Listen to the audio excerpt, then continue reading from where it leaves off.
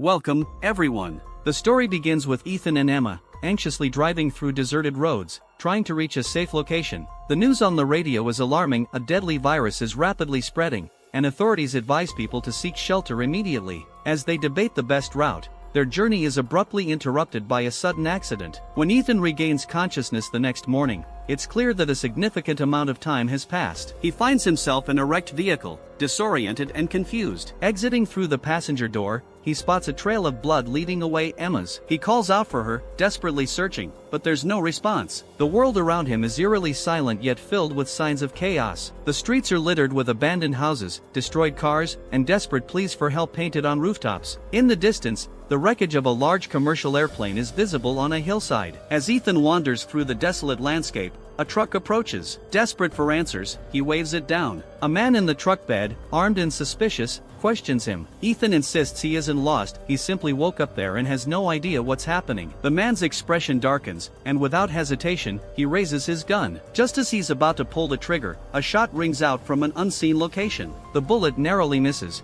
causing the man's aim to falter. Ethan takes cover behind a wall as gunfire erupts. The truck driver and the armed man return fire wildly, but within moments, both are struck down. Relieved but still shaken, Ethan watches as a mysterious figure emerges from the shadows, calmly approaching the fallen men and ensuring they are dead. The shooter, a woman named May, warns Ethan that he shouldn't be wandering alone. As she attempts to activate something on the truck, Ethan tries to explain his situation, but May cuts him off, asking for his help instead. Together, they attempt to move one of the bodies, but before they can, Ethan collapses. His vision blurs, and for a fleeting moment, he sees Emma being dragged away into the darkness. When he wakes again, he's in the back of the truck, drifting in and out of consciousness. The next time he opens his eyes, he's lying in a bed inside a house. He immediately calls for Emma and stumbles into the kitchen, where he finds May waiting. She asks him what he remembers. With effort, Ethan recalls that he was traveling with Emma to find safety, but beyond that, his memory is a blur. As he scans the walls, he sees newspaper clippings detailing the world's downfall. May explains that the catastrophe happened years ago, and some scientists believe it was nature's way of resetting the balance by eliminating humanity. May's home is powered by solar energy, but suddenly, the system fails. She heads outside to investigate, instructing Ethan to stay put and not touch anything. Ignoring her warning, Ethan steps outside and takes in the surroundings, a vast farm with an incredible view. Near a stable, he notices something strange, a human skull covered in cobwebs, and it moves. Startled, he rushes to warn May. She barely reacts, casually introducing him to Myrtle and sarcastically assuring him that she's harmless as long as he doesn't get too close. Choosing to overlook the bizarre sight, Ethan turns his attention to May's old solar panels. Realizing he has some technical knowledge, he asks to inspect them. Quickly identifying the issue, he manages to fix it, though the effort nearly causes him to collapse again. As he struggles to process his new reality, May retrieves a possum from a trap and cheerfully announces that tonight's dinner will be good. Ethan does his best to mask his disgust, but it's clear that adjusting to this new way of life won't be easy. As May enters the house, she secures the multiple locks on the door and warns Ethan not to wander around, as all the rooms are rigged with traps. He starts to ask what kind of traps, but his question fades as he watches her swiftly draw her weapon and aim it at him. His shock only deepens when she hands him the gun and tells him to pull the trigger. Ethan refuses, and May commends his decision, revealing that the gun is booby-trapped. If he had fired, the exposed red part of the device would have put him in serious danger. After dinner, Ethan thanks May for her hospitality but insists he must leave. He still has to find his girlfriend. However, May isn't about to let him walk away so easily. She asks for his help generating electricity by pedaling a stationary bike. As he sweats, she sips a drink and places a record on an old phonograph. When he mentions Emma again, she abruptly changes the subject, insisting that he dance with her. Though reluctant, Ethan hesitantly joins her, growing increasingly uneasy. Beneath May's hardened exterior, it's clear she is lonely and craves companionship. Every time Ethan tries to leave, she suggests a new activity, first dancing, then a card game. As the night deepens, she tells him it's too dangerous to go outside now and promises to help him search for Emma in the morning. She leads him to the guest room. Alone in bed, Ethan's thoughts turn to Emma, wondering if she's waiting for him. His memories remain fragmented, surfacing in disjointed flashes. He suddenly recalls that their destination before the accident was a cabin by a lake, a safe place they had agreed to meet if separated. Ignoring May's warnings about nighttime dangers, he decides to steal her truck. After all, it was stolen to begin with. The road is long and eerily empty. Exhaustion weighs on Ethan, and he nearly drifts off, barely managing to keep the vehicle under control. A road sign ahead confirms he's nearing the lake. Before reaching it, he loses consciousness for a brief moment and wakes up parked in front of the cabin. The door is boarded up, and there's no response when he calls Emma's name. Desperate, he pries off a board, breaks a window, and lets himself in. As he calls out again, it's not Emma who appears in the hallway, it's a woman named Jolene, with a young boy, Sam, hiding behind the couch. Like everyone Ethan has encountered, she is on high alert, pointing a gun at him and ordering him to drop the crowbar. The reason for her paranoia becomes clear when the sound of heavy footsteps signals an intruder. An unnatural figure emerges in the doorway, a skeletal creature covered in moss, with tufts of grass sprouting from its back. Jolene rushes to barricade the door, and Ethan helps her, but the creature is unnervingly strong. As the door slams shut, several of its severed fingers roll across the floor. But the fight isn't over due to Ethan's forced entry. Another window is broken, allowing the creature to reach in and grab Jolene's head. She drops her gun in terror, and when Ethan grabs it, he realizes it's not loaded. With no other choice, he snatches a hammer and bludgeons the intruder until it collapses. Later, as Jolene tends to Sam, Ethan watches the creature from the window, astonished that it still rides despite the brutal blows. Jolene explains that the infected around here have progressed to an advanced stage. They are more plant than human. When she notices Ethan's splinted arm, she asks who treated it. He replies that Emma is a doctor. This triggers another fragment of memory. He remembers fleeing with her when the outbreak began, knowing the virus had a plant-based origin. Jolene offers to keep watch while Ethan rests, but warns him not to try anything. If he poses a threat to her or the boy, she won't hesitate to kill him. That night, Ethan's sleep is plagued with visions. He sees a mustached man at a table, glimpses of Emma in peril, and the same airy voice that always urges him to wake up. But this time, waking up is far worse than the nightmare. Ethan jolts awake, face down in a pool of blood. The cabin is in ruins, furniture shattered, glass littering the floor.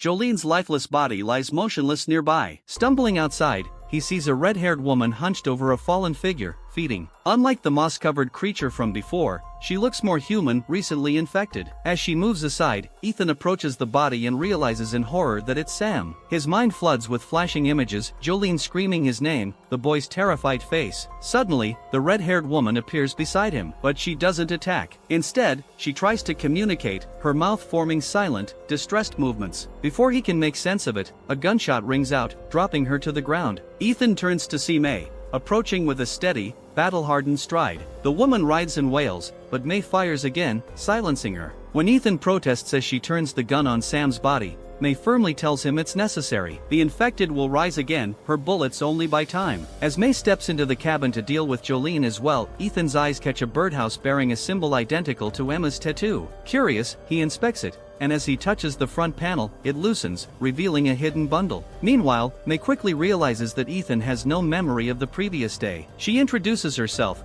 but he barely registers her words. His focus is entirely on the contents of the bundle, a cell phone with a video message from Emma. Tears streak down Emma's face as she speaks. She tells Ethan that his amnesia is worsening and that she's unsure how much longer she can hold on. Behind her, in the recording, Ethan himself can be seen sleeping. Just as she's about to share something crucial, the video abruptly cuts off. The battery has died. Frustrated, Ethan yells, but May urgently hushes him, warning that too much noise could attract the infected. She tells him she has a charger at her place and suggests he come with her. He doesn't question her offer or her sudden appearance at the cabin, as he doesn't even remember driving the truck there. When he absent-mindedly compliments the vehicle as if seeing it for the first time, May sighs, remarking that she can't use it anymore because some idiot left the battery running. Resigned to pedaling back home, she bends down to retrieve the bicycle but drops her glasses. The broken lens makes her curse under her breath. She offhandedly mentions that acquiring them had cost her several lives. Unsure if she's joking, Ethan tries to stay civil, explaining that he suffers from amnesia. May coolly responds that she already knows,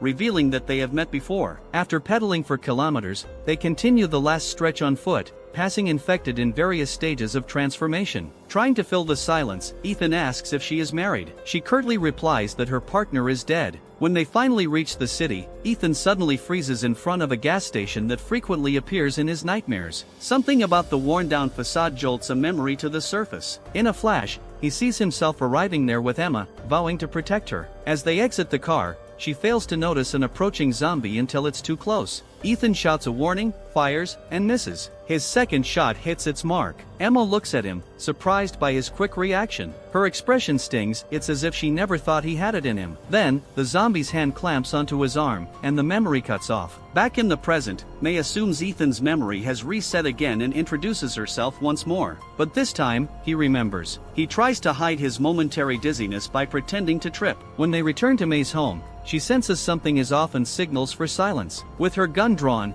she shouts a warning before discovering a man in the yard. He introduces himself as Tom, claiming to be searching for his missing wife and willing to accept any form of charity. May confiscates his gun, making it clear she doesn't trust strangers. However, she offers food in exchange for his help. The two men spend the afternoon chopping wood while May prepares a meal, never taking her eyes off the window. When Tom takes a break, he lies about needing to relieve himself and sneaks off to retrieve a second hidden weapon. Meanwhile, May offers Ethan lemonade and quietly instructs him to refuse any food when they go inside. Though confused, Ethan obeys, even as his stomach protests. During dinner, Tom produces a picture of his wife, Fran, who vanished 10 days earlier while exploring the area. He recounts that the last thing she said was that she had found a house eerily similar to this one. As Ethan listens, his vision blurs, and dizziness overtakes him. Before he can react, he collapses. Seizing the moment, Tom overpowers May, snatching her gun. Despite being assaulted, May remains unnervingly calm. Tom soon realizes why. His limbs begin to weaken, and his movements slow. The effects of the sedative in the meal become apparent. May hastens the process with a swift blow to his head. Moments later, Ethan regains consciousness,